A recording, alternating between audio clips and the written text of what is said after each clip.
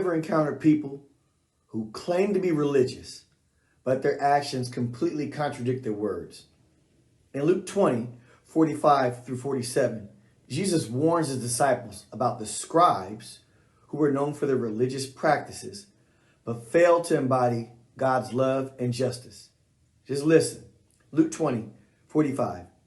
Then in the audience of all the people, he said unto his disciples, beware of the scribes, which desire to walk in long robes and love greetings in the markets, and the highest seats in the synagogue, and the chief rooms at feasts, which devour widows' houses, and for a shew make long prayers, and the same shall receive greater damnation. So Jesus confronts religious elitism and the religious elites for desire for recognition and power.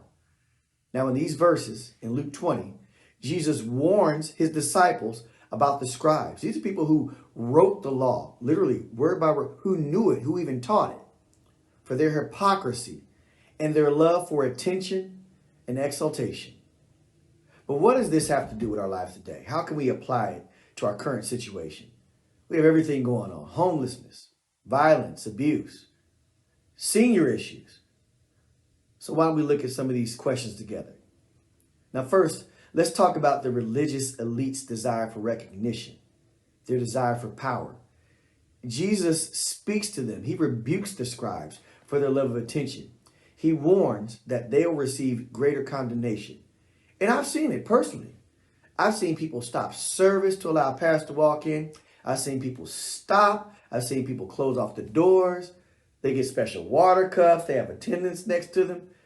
I've been in churches with 2 members and 15 armor bearers standing around the pastor. This should serve as a warning to all of us, especially those in leadership positions. Check your motives. We have to ensure that we're not seeking recognition or power for our own sake. Now, Jesus reminds us that being religious is not just about following rituals, going to church, Sunday school, traditions, but it's about living a life that reflects God's love and his justice. In fact, in verse 47, Jesus says that the scribes will devour widows' houses, and they make a show for these long prayers they say. They were using their position of power to exploit vulnerable people while claiming to be religious.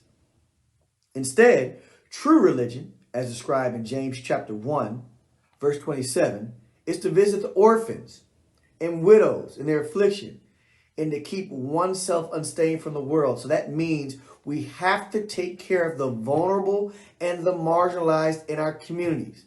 This includes the homeless. This includes victims of abuse. This includes our seniors. This includes the poor. It includes them all. As followers of Christ, we're called to live a life that reflects God's love and his justice.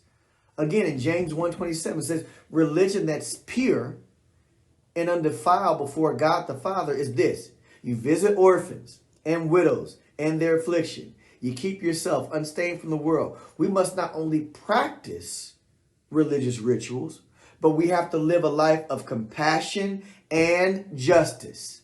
Justice towards those who are vulnerable in our society. These issues are prevalent, not only in the state of Georgia where I reside, but all over the United States, all over the world. We can't ignore them. As Christians, we have a responsibility to care for those in need and to work towards justice for all. Now, could you imagine a world where people who claim to be religious truly embody God's love and justice, where they use their position of power to uplift and to serve others rather than exploit and oppress them? Now, a world like that, that would be a reflection of God's kingdom, where justice and peace reign.